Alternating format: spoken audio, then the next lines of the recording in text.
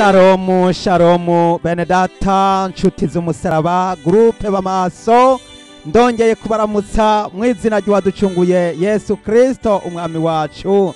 Imana ishimwe cyane kuko nongeye kugirirwa ubuntu uyu munsi. Ndanezerewe cyane kugira ngo tuganire iby'umunsi mukuru w'impongano. Impongano ni umunsi mukuru w'impongano. Impongano bisobanurwa ngo nugukuraho icitwa icaha kukimaririkanya munsi y'ijuru mwisi abariho. Bene data, kera mu bayuda barahimbaza umunsi mukuru w'impongano maze bikagaragara yuko bariko barasezera icaha, ariko icaha ntihari bwagere yuko gikomvomborwa cyose ngo kiveho. Kugeza na bugingo n'ubu abantu benshi baracabandanya gukora ibyaha ariko bakigumira mu ntama z'Imana bikaguma ari uruvangi. Umwami Yesu Kristo yaravuze ngo nimubireke bikurane kugeza ku munsi w'igenya. Hazogera umunsi umwami wacu Yesu Kristo azotuma abamarayika kugira ngo baze gucorora no gucacura, bazofata urwamfu barutororokanye hanyuma baruterere mu muriro utazima, niho hazoba amarira no kuryanya insya z'amenyo. None rero mwene data, nk'uko bisanzwe umunsi mukuru w'impongano ndagira ngo tubanze turabe uko abayuda babikora, hanyuma ndaza kukubwira ibijanye n'uyu munsi mukuru w'impongano uzoba inyuma yuko inzamba y'iherezo imaze kuvuga. Imana ihabwa icubahiro. Haleluya. Dusenga Imana. Data wa twese mwami w'abami, ndagushimiye cyane, ndakengurutse ubuntu bwawe n'imbabazi zawe. Urakoze kibirengeye cya byose kuko ari utugiriye neza. Nubishimigwe. Oh haleluya. Amashimwe mu ijuru, amashimwe ku Mana yacu, akira amashimwe. Haleluya. Inganji n'ubutware n'ububasha n'ubushobozi n'icubahiro no guhimbazwa n'ivy'Imana yacu uherekera hose kugeza n'ubu no kugeza ibihe bitazoshira. Urahangamye, nushimwe, nuhabwa icubahiro. Yesu mukunzi, urakoze muzigamye mutabazi, izina ryawe nirihabwa icubahiro. Ni mu izina ryo watwitangiye Yesu Kristo umwami wacu. Amen. Bene data, uyu munsi turageze ku munsi mukuru w'impongano. Uyu munsi mukuru w'impongano uba canke uhimbazwa inyuma yuko umunsi mukuru w'inzamba uvugijwe. Umunsi mukuru w'inzamba uvuzwa mu bayuda mu kwezi kw'indwi, itariki imwe y'ukwezi kw'indwi, ariko uyu munsi mukuru w'impongano uca uba itariki 10 z'ukwezi kw'indwi. Ivyo navyo mu bihe byacu ni nk'uko twogereranya ko biba hagati y'ukwezi kw'icenda n'ukwezi kw'icumi. None rero mwene data nshuti y'umusaraba, tugira ngo dusome turabe ukuntu bahimbaza uwo munsi mukuru imbere ya byose, hanyuma turaza kumenya ibizokurikira mu bihe byacu by'imperuka uko bizoba bimeze. Imana ihabwe icubahiro cyane. Dusome Abalewi igihimba ca 23 umurongo wa 26 tugira ngo twumve ukuntu urukurikirane rw'uwo munsi mukuru ingene gwaba rumeze, kuko ni ngombwa yuko tubanza kumenya muri kahise byagenda gute.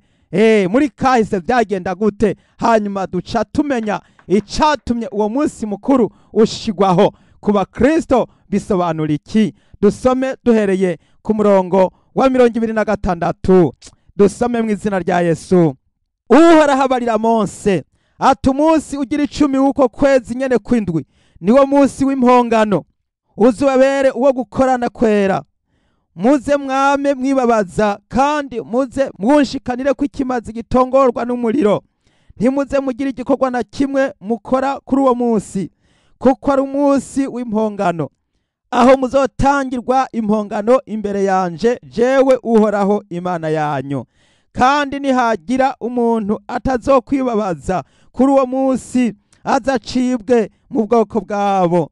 Kandi nihagira uzogira igikorwa na kimwe akora kuri uwo munsi, uwo muntu nzomurandura mu bwoko bwabo. Ntimuze mugire igikorwa na kimwe mukora, iryo rize ribabere ibwirizwa ry'intahava mu ngo zanyu zose no mu runganwe rwanyu uko ruzogenda rukurikirana. Uwo munsi uzubabere isabato yo kuruhuka bihebuje. Muze muwibabazeko, muze mwitondere iyo sabato yanyu, muhereye ku mugoroba w'umunsi ugira 9 w'uko kwezi mushitse ku mugoroba wundi. Haleluya! Mani habwe icubahiro. Mwene data, uyu munsi mukuru urahambaye. Uyu munsi mukuru urahambaye. Abantu benshi barumva ivy'amabwirizwa ya kera, ivy'amabwirizwa y'imisi mikuru, bakumva umenga n'ibitito, bakumva umenga n'ibijajuro, bakumva umenga ati ivyo vyaraheze. Mwene data, ibi bizogaruka, ibi bizogaruka. Hazobaho umunsi w'impongano, kandi uwo munsi w'impongano uzoba muri ca cyumweru kikwiza ivyumweru 70, kuko ubu murazi neza yuko twarangije ivyumweru 69 bimaze kurangira. Inyuma yaho haciye hatangura igihe c'ubuntu. Igihe c'ubuntu cabayeho kidaharurika. Iki ni igihe c'abanyamahanga bo kwihana no gukizwa. Iki ni igihe c'abakristo batari Abisirayeli, batari Abayuda, bagiriwe ubuntu kugira ngo nabo babanze bihane, haboneka igitigiri c'abanyamahanga binjira mu ishengero. Kubw'ivyo rero Abisirayeli bagerewe ivyumweru 70. Muri ivyo vyumweru 70 bahawe ivyumweru 69 byo gukora imirimo myiza. Ivy'imirimo myiza bari bahawe gukora muri ivyo vyumweru 69 vyarabananiye, ntibashoboye kubishitsa, barirukanywe, maze igiti kirahanyurwa. Kimaze guhanyurwa, maze natwe duterwa ko nk'ingurukizi. Nuko rero twaciye tugirirwa ubuntu, duhabwa ibihe bidaharurika. Ibi ni ibihe by'ubuntu. Inyuma y'iki gihe c'ubuntu hazoca hagaruka igihe c'uko umwami wacu Yesu Kristo azoza kwima ingoma yiwe hano kw'isi. Muri ico gihe rero hazoca haza ibihe byo gutanga impongano. Iyi impongano izoba ryari? Izoba igihe ishengero ry'Imana rizoba ryaraduze mu gihe c'umuzuko wa mbere.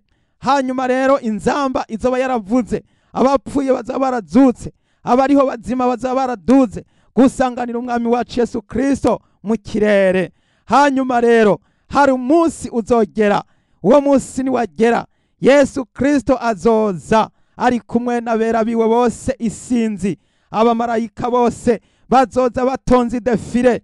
Mwibuke igihe Yesu yaza i Yerusalemu ari kunyana y'indogoba, abigishwa bagasemerera, Abayuda bagasemerera, bakavuga bati Hoziyana, ati hashemezwe uje mu izina ry'Uhoraho, Hoziyana mwana wa Dawidi. Bagasasa amashami y'ibigazi. Hajya kujya niko Yesu Kristo azomanuka, kuko kajya kara karorero. Yesu yaje ari kunyana y'indogoba, ariko ico gihe azoza ari kw'ifarasi y'igitare. Mwene data, azoza yambaye ubwiza n'ububasha. Yesu Kristo azoza ashagawe, azungurutswe n'ingabo z'abera.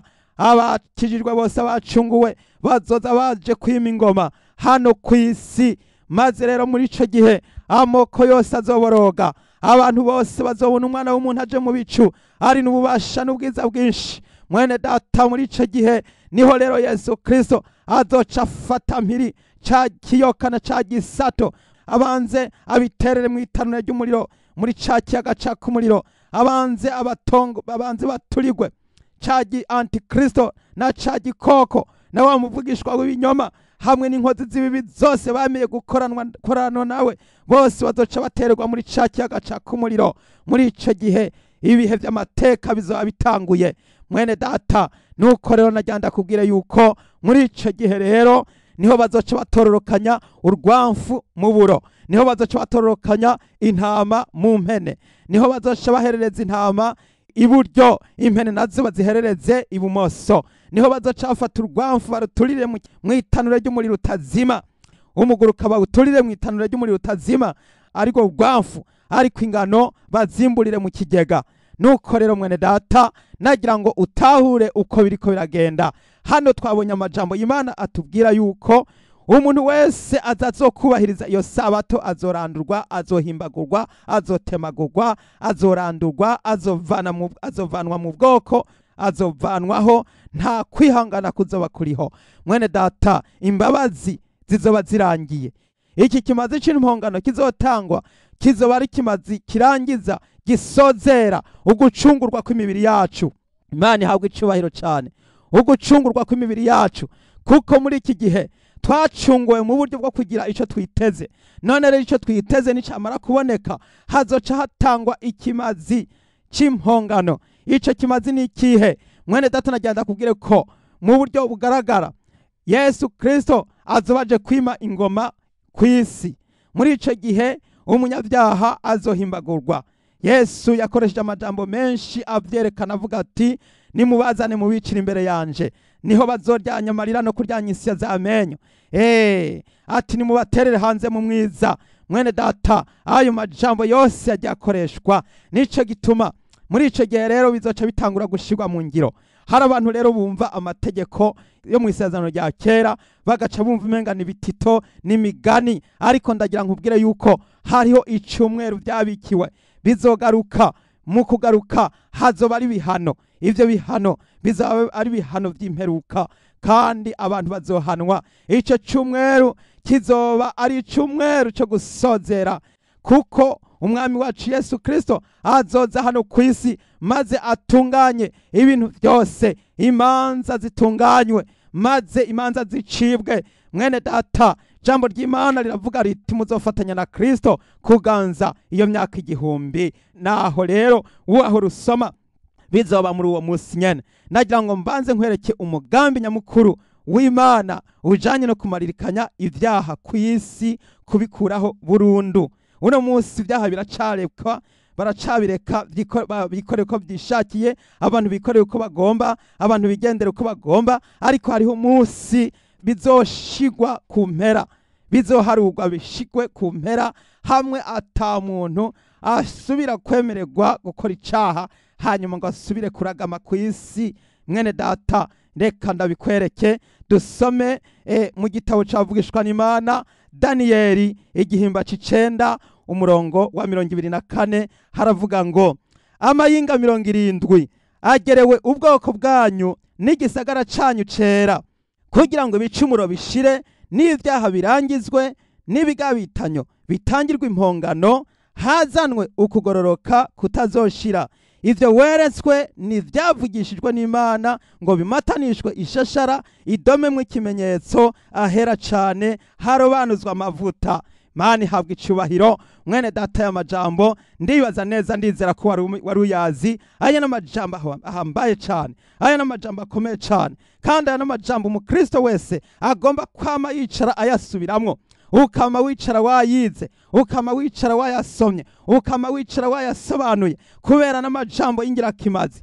Ivyumweru 70 bigerewe ubwoko bwa Abisirayeli. Abisirayeli barahawe ivyo vyumweru. Ubu bamaze kumara ivyumweru 69. Icumweru ca nyuma ca 69 cuzuye neza. Umunsi Yesu yinjira i Yerusalemu ari kunyana y'indogoba, abantu bagasemerera bati Hoziyana mwijuru. Kuva ico gihe kugeza uno munsi, uhereye ico gihe ugaharura uno munsi, haciye imyaka yababa 2000. Iyo myaka ku Mana ni igihe c'ubuntu, ni igihe kidaharurika. Imana ntiriko iraharura, ariko ku banyamahanga twego twishiriyeho ibihe. Abantu bariko baraharura ngo tugeze mu myaka y'2000, ariko ku Mana ni igihe c'ubuntu. Kubera ko ari igihe c'ubuntu, ni igihe cyo kugira ngo umugeni wa Yesu yitegure, umugeni wa Yesu yiryorore. Haboneka abakristo binjira mu ishengero, haboneka abanyamahanga binjizwa mu ishengero. Harakenewe igitigiri kinini c'abanyamahanga bahinduka bakinjira mu ishengero. Nico gituma rero mwene data, abavuga butumwa duhabwa imirimo ikomeye kugira ngo dukwize ubutumwa. Wowe muvuga butumwa ucicaye nga, ucicaye utari kuravuga ubutumwa, urindiriye iki? Urindiriye ko bazokugira gute? Iki ni igihe c'ubuntu, kuko hagiye kuza igihe c'ubuntu kirangire. Hanyuma rero ubutumwa ntibuzosubira kuvugwa, nta uzosubira gukoresha umwuga wiwe wivuga butumwa. None nico gituma ukuvuga ubutumwa ugomba kubikora bicitwa uyu munsi, ukaburira abantu, kuko hariho ibitigiri bigomba kwinjizwa mu ishengero vuba na bwango. Hanyuma rero kugira ngo igihe nicagera kize kigere, harabonetse abinjizwa muri bwa bukwe, abinjizwa muri bya byicaro. Mwene data, hari ivyumweru rero 70 vyategekanirijwe ubwoko bw'abera, aribo Bisirayeli. Ubwoko bw'abera rero muri ico cumweru kikwiza 70 kizotangura ico gihe nyene, kizoca gitangura Yesu azoca aza kwima ingoma hariya avugurure ingoma ya Dawidi. Muri ico gihe amahanga yose ategerezwa kuzoba ayerekeza amaso i Yerusalemu, hariya ku murwa w'Imana, umurwa w'Imana nzima. Niho umwami ahambaye azoba vyagiye hano kw'isi, isi yose izocika ubwami bwiwe. Mwene data, ndagira ngo nkubwire yuko ayo amajambo akomeye cane.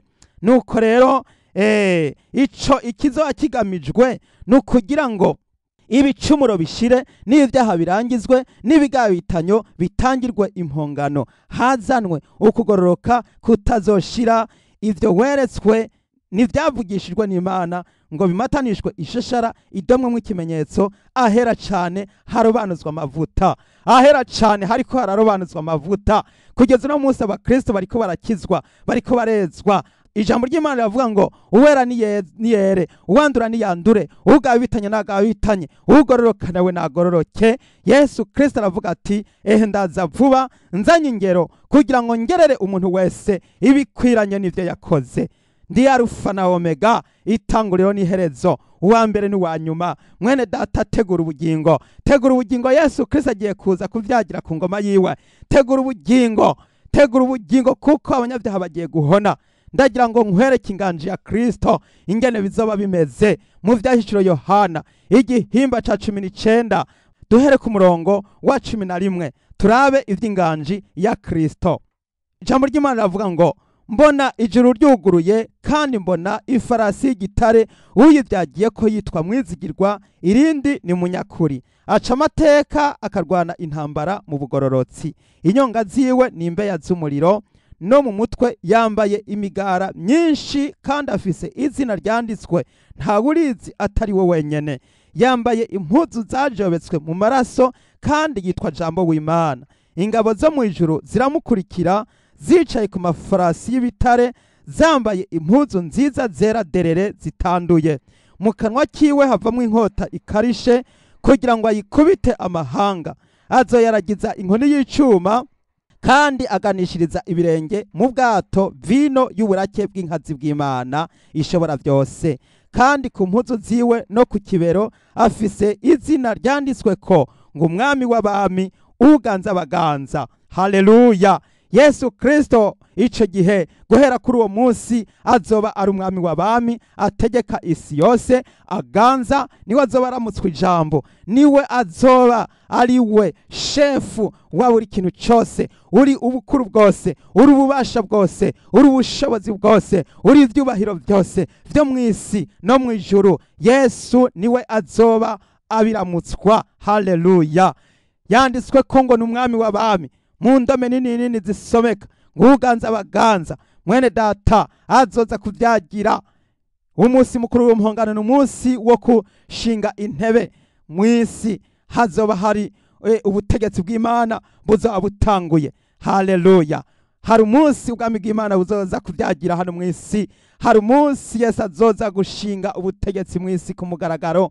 Muri ico gihe abera bazofatanya nawe kuganza iyo myaka 1000. Muri ico gihe abanyabyaha bazoba batashiriye ku icumu, bazoba basigaye, nabo bazoba bariko bishize ku ruhande hariya ibumoso, bazoshigwa ibumoso, maze bazoba bariko baratetemera bahinda agashitsi, bavuga bati yo twamenya tukihana bitagishoboka. Nta kanya bazoba bagifise. Uwezwa azoba yaramaze kwezwa, uwandura azoshishikara yandure. Muri ico gihe umuntu atihanye azoba nta mwanya azoba agifise wo kwihana. Woshobora kwibaza uti hariho abantu bazobona ivyo bagaca batangura gukizwa, rero bagapfukama bagasenga. Mwene data, igihe kizoba cararenganye, ntabwo azoba gifise uburenganzira bwo kwihana, kubera yuko ijambo ry'Imana riravuga ngo, rirabaza ngo wijejwe nuko umbonye, ati hahirwa bazokwizera batarinze kubona. Mwene data, ndagira nkubwire ngo abamucumise bazomubona. Abazoba basigaye b'abanyabyaha batemeye kwihana, baze barangere bamucumise, hanyuma barabe kuntu Yesu ategeka hagati mu bansi biwe, ngo azoba aragize inkoni y'icuma. ngo azoba aragize inkoni y'icuma ngo abamenagure nk'uko bamenagura inzavya zibumba. Mwene data, ndagira nkubwire yuko ico gihe cenda gusohora kandi kiri hafi gushika. Bishakirwa yuko uba maso, bishakirwa yuko witegura, bishakirwa kumesura impuzu zawe bicitwa uyu munsi. Reka turabe uguhona kw'abansi biwe. Ivyahishuriye Yohana 19 umurongo wa 17 haravuga ngo, mbona umumarayika ahagaze ku zuba asemerera n'ijwi rirenga, abarira ibisiga byose biguruka byatiriye ijuru, ati nimuze mukoranire amazimano menshi y'Imana, ngo murye inyama z'abami n'iz'abakuru babagabisha basoda n'iz'abahizi n'iz'amafarasi n'iz'abayicarako n'iz'abantu bose, abidegemvya n'abagurano, aboroshe n'abahambaye. Mbona ca gikoko n'abami bo kw'isi n'ingabo zabo bakoraniye kurwanya ubuvyagiye kuri ya farasi n'ingabo ziwe. Ico gikoko gifatwa mpiri, mbona wa muvugishwa w'ibinyoma yakorera vya bimenyetso mu maso yaco, akabizimirisha abemeye gushirwa kw'ikimenyetso ca gikoko n'abasenga igishushanyo caco. Vyompi biterwa bibona mu kiyaga caka umuriro n'amazuku. Haleluya! Mwene data, ndagira ngo nkubwire yuko hazovuga injongo bizoba bikomeye. Nukuvuga yuko abantu bazokwinanata ngo baze kurwanya Imana, abantu bazokwinanata kumwe babona Yesu bakamubamba, bakamugirira ishari ngo nuko avuze yuko ari umwana w'Imana, bakamumanika maze bakamucira amate mu maso, bazokwikabaganya ngo basubire kugira vya bindi. Ariko ndagira kugira yuko ubuhoho si bimwe vya mbere. Ubuhoho si nka kumwe kwa mbere. Ubuhoho bigiye guhinduka, bigiye kubahindukirira. Uzorisongora rizomuzibura, uzorukarisha ruzomumwa. Nukuvuga yuko azoza ari ntambwe mu muryango wa Yuda. Ubwa mbere yaje ari umwagazi w'intama, ariko ubuhoho azoza yatyaye, azoza karishe, azoza afise uburakari n'umujinya. Mwene data, imva yiwe iri hari Igorogota, uko bamucumise nuko vyagenze, ingene yikorejwe umusaraba, byose ifirime yavyo iriho. Mwene data, ni gute bazosubira kumugira nka kumwe kwa mbere kandi ari umuremyi w'ijuru n'isi? Kijya gihe yaraje kuducungura kugira ngo azane impongano, ariko noneho ubuhoho abantu nibo bazohinduka inyama z'ibisiga, nk'uko muri Egiputa abana b'imfura aribo batikiye bakaribo babikimazi ku Bisirayeli. No muri uyu munsi rero ikimazi kizotangwa, hazoza umumarayika asemerera ahamagara ibisiga byose byo kw'isi bize kurya inyama. Bizoza birya inyama z'abakuru n'abagabisha n'abahambaye, abakomeye, aboroshe, abatunzi n'aboro, abidegemvya n'abagurano, bose bazocika imihindigiti, abazogira ngo barahagurutse ngo bagiye kurwanya umwami w'abami Yesu Kristo. Bazoca bapfa, bahitikire, bahone, bahere, kandi urubanza rwabo ruzoba rw'ibihe bidashira. Bazocirwa kwiteka, kuko nta urwanya Imana. Imana ntigwanywa, Imana irasengwa, Imana niyo kubahwa. Mwene data, tangura wige guca bugufi, tangura wige kubaha, tangura wige kwambaza iyo mwijuru, tangura wige gusemerera. Ubwire abantu muri kumwe bose, ubabwire bitegure bihane, kuko Imana igiye kuza ifise umujinya, Imana igiye kuza ifise uburakari bwo kwihora, bwo kugira ngo ihore, kuko amaraso y'isezerano yatuviriye kudukiza bayafashe minenegwe. Incungu twaronse ku musaraba Karuvari Golgota bayifashe minenegwe, ntibigeze bumvira, ntibigeze bemera. None rero heraba akabo karageze, ubutigu burageze, hagiye kuza umunsi mukuru wuko umwana w'Imana agiye kuza kwima ingoma. Haleluya! Mwene data, witegure, kuko nyuma yuko inzamba yihereza izaba yaravuze, abera bakaduzwa.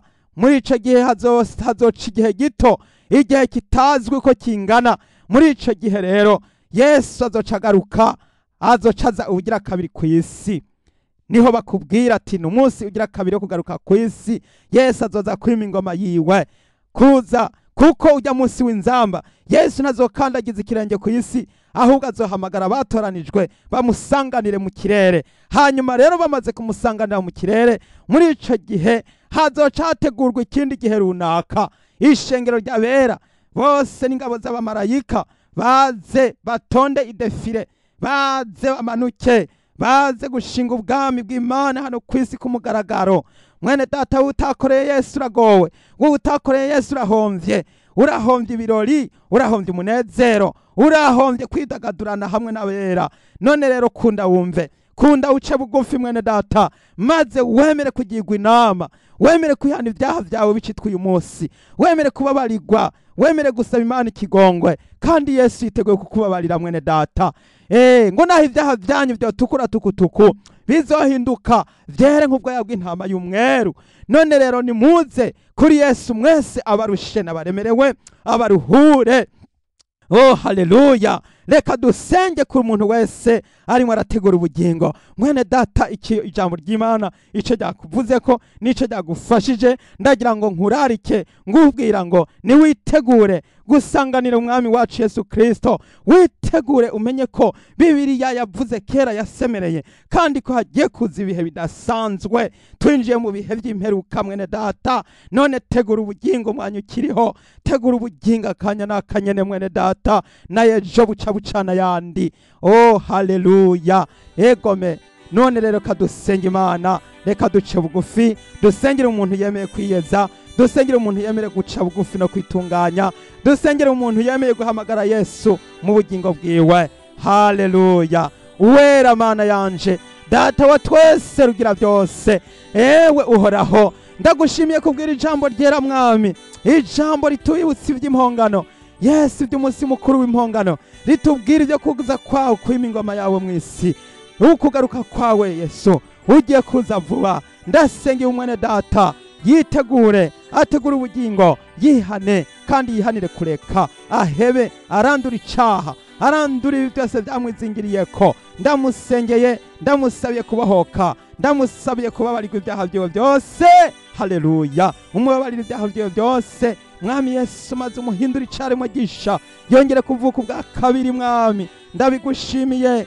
Haleluya! Uruwera mwami, nuhabwe icubahiro. Ndabishimye kandi ndakengurutse, izina ryawe nirishemagizwe, ni mu izina rya Yesu Kristo umwami wacu. Amen. Mwene data, nshuti y'umusaraba, ufise umutwaro woba wifuza yuko abakozi b'Imana bagufasha gusenga, wo dutelefona kuri izi telefone zikurikira: igiharuro kimwe 819 588 ubusa ubusa indwi. Mwese ndabifurije amahoro y'Imana. Yesu abahezagire. Shalom shalom.